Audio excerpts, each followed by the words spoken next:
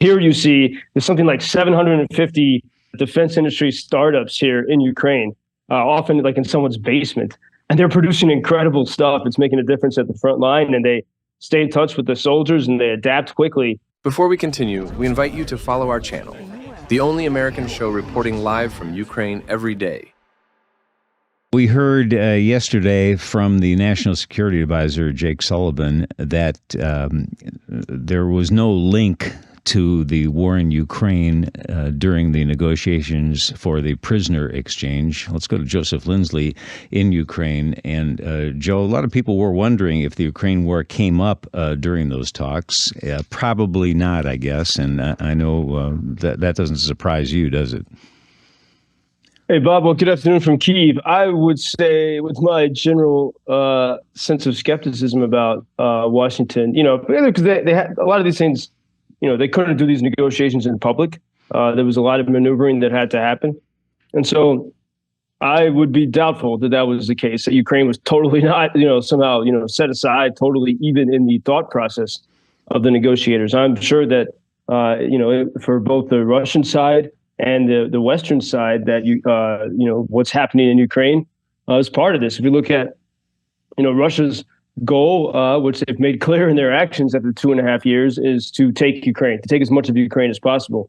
And so everything that Russia does is, pretty strategic and somehow geared in that direction. In fact, there was a lot of frustration with this exchange among Ukrainians and also Germans, because the Russians got, so in return for, innocent reporters, for example, Evan Gershkovich of the Wall Street Journal, in return for sort of innocent people, Russia received a notorious criminal who was in a German prison because he had he was convicted in Germany of assassinating a Chechen leader in a public park in Berlin.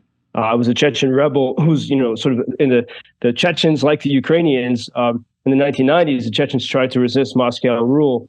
And so there was a leader was assassinated in Berlin, and so the guy who killed him was in a German prison, and he was one of those released. And there's still many Ukrainians in Ukrainian POWs and also civilians in captivity in Russia. You have prisoners of war. You also have children who've been deported.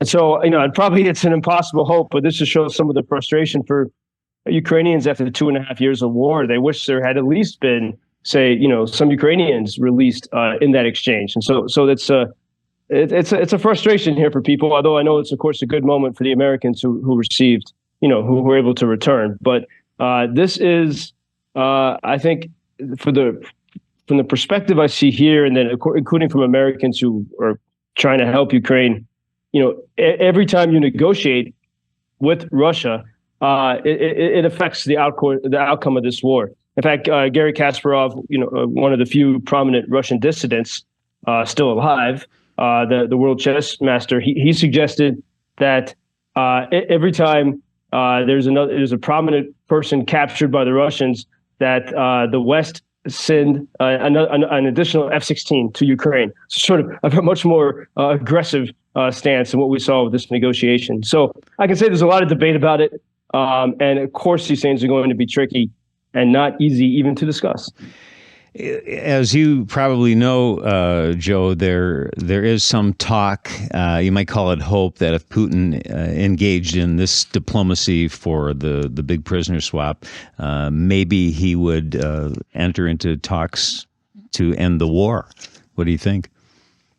I think there's I don't see that attitude here in Ukraine. And I think if you look at, why would why would Russia have captured a Wall Street Journal reporter last year? That's a great person to capture, because that, a decent civilized country like the United States is going to want to get that person back.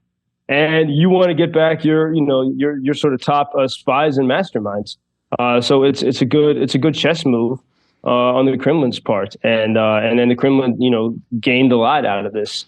So I think that this is I don't think when it comes to Ukraine, this does not indicate a change in attitude at all. But it's just an ongoing part of the different ways that war is fought.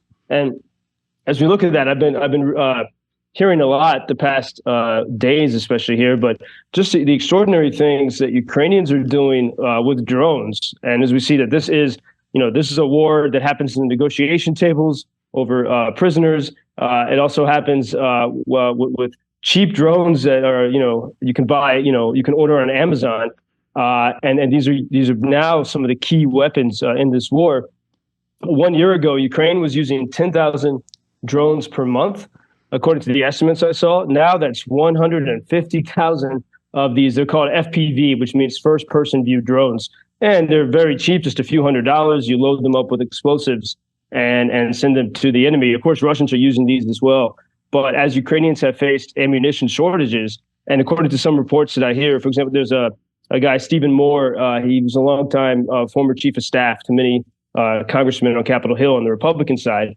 And he's got it's called Ukrainian Freedom Project. And he's been analyzing these things. And there still is a delay of ammunition, even after that package was passed in Washington in April. But Ukrainians are making up for lack of innovation, for lack of ammunition with drones and to great effect. And I've heard from a lot of people, Ukrainians and Americans here, that the U.S. is sort of missing out on this. They're sort of overlooking this rapid innovation that's happening with drone technologies. And according to Stephen Moore, the former Capitol Hill chief of staff, he said, when retired U.S. military personnel come to visit Ukraine and they go to the front line, they say that they know that American units would not last more than 2 days in such an environment because the war has adapted so much. And so there is an encouragement, even for America, an American defense industry, to pay more attention to the development that's happening here out of necessity and with Ukrainian ingenuity. Yeah, I was reading something yesterday about some of the weapons Ukraine uses. In some cases, they're actually old Russian-era weapons, aren't they? Yeah, certainly. There's a lot of that. Ukrainian jets, the MiG jets, and especially before the arrival of American equipment in larger numbers, they had to rely on that. A lot of that Russian equipment was made in Ukraine and in Poland. During the Soviet days, Ukraine was long known. It had a great reputation for engineering and development. So Ukrainians are able to use and to repair these things. In fact, that's been a problem for the Russians, is that some of their old equipment, if it was made, for example, in Poland, they have a hard time getting things fixed. And so that has been an advantage to Ukraine. And meanwhile, NATO has a €1 billion fund to support defense tech and development. The United States also has something called Defense Innovation Unit with something like $1 billion budget. And what's amazing is that none of that money can be used to invest in any company inside Ukraine. It's just a rule that they have. And so here you see there's something like 750 defense industry startups here in Ukraine, often like in someone's basement. And they're producing incredible stuff. It's making a difference at the front line, and they stay in touch with the soldiers and they adapt quickly. And they do this with, not much investment and on the cheap. And so this is this is how necessity is the mother of invention, I guess. But this is that I think we're seeing the course of warfare, the nature of warfare being changed because of the developments that are happening here. Got an email from one of the listeners who enjoys our talks every day, Joe. Terry writes, Bob, do you have a suggestion for a donation to a Ukraine charity? Joseph? Yeah, there are so many that I recommend. We have our project, Ukrainian Freedom News. You can visit Ukrainian-freedomnews.com. And I have a request, which we've not been able to fulfill yet, but of more additional FPV drones, these for about $350 each to get to the Kharkiv region. But if you also prefer to donate for more humanitarian purposes, you can go to Ukrainian-freedomnews.com and note your purpose. But there are many great. There's a group called the Frontline Kitchen that started off as they were cooking food for soldiers at the front, sort of preparing meals, and now they're making drones, and they're doing some incredible stuff with incredible innovation. So on Monday, I can share information on how to support some other groups. But for now, Ukrainian-freedomnews.com, and you can follow all of our social media there as well. There's even a group trying to help animals, injured animals, displaced animals there. You probably know about that, huh? Yeah, there's several of these groups. I know of a few of them, especially in Kharkiv region. And one group, they have a shelter that was near one of the recent missiles that hit in Kharkiv, and so they went from saving animals to saving humans who were injured on the streets. But this shows that no matter what your interest or purpose is, you have people from all over the world who show up here to help. And I even know there was at one of these kitchens that makes food for the soldiers. There was an American who was a vegetarian, and took it upon himself. His job is chopping up the chicken. So people facing their fears and frustrations, but generally, yeah, whatever your interest is, there's a way to plug yourself into the ecosystem of help and support here in Ukraine. Yeah, well, it's like that country song goes. Most people are good, and Luke Bryan sings that song, and it's true. Joseph Lindsley in Ukraine. I hope you have a peaceful weekend. Thank you, Joe. Thank you for introducing Ukraine on your social media pages. That's very important that much more people can get more information about the situation here and how everybody can help Ukraine to stay stronger and to save all the world. Що сказав? Well, which side are you on? На чиїй ти стороні? Come on now. Oh, which side are you on? На чиїй ти стороні?